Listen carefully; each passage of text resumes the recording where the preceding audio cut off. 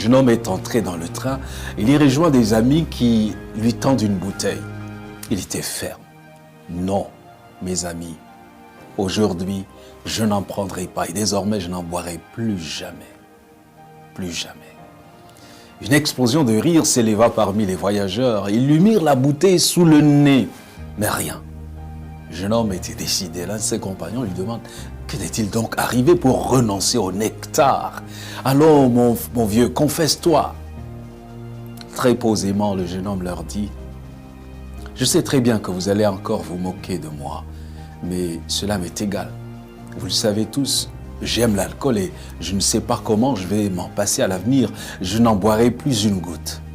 Hier, je me suis arrêté chez un client qui, outre son commerce, tient une sorte de mont de piété, c'est-à-dire un établissement qui accorde des prêts sur gage. Et tandis que nous parlions, un homme est entré. Il n'avait certainement pas 30 ans.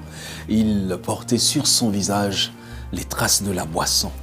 Il portait un petit paquet qu'il ouvrit d'une main tremblante et tendit ce paquet au prêteur sur gage en disant « Donnez-moi 2 francs en échange. » « Où as-tu pris ces souliers ?» demanda le prêteur qui paraissait bien connaître l'homme. « Chez nous, répondit-il. Ma femme me les avait achetés pour notre bébé. Donnez-moi de l'argent, il me faut boire. » « Rapporte ces souliers à ta femme, lui disait le commerçant. Mais l'ivrogne lui dit « La petite ne les mettra plus. Elle est morte. On l'enterre demain. » En disant ces mots, l'homme cacha sa tête dans ses bras. En s'appuyant sur le comptoir, il s'est mis à pleurer. D'abord doucement, comme un enfant, puis dominé par la douleur, il s'est écrié « Oh Dieu, fais-moi mourir, mais sauve ma femme, ma Lily !» Il y eut un moment de silence et le narrateur a repris.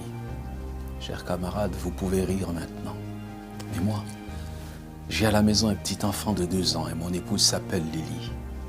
Aussi vrai que Dieu me viendra en aide, je ne boirai plus de vin. » Sur ces mots, le commis de commerce passa dans un autre wagon.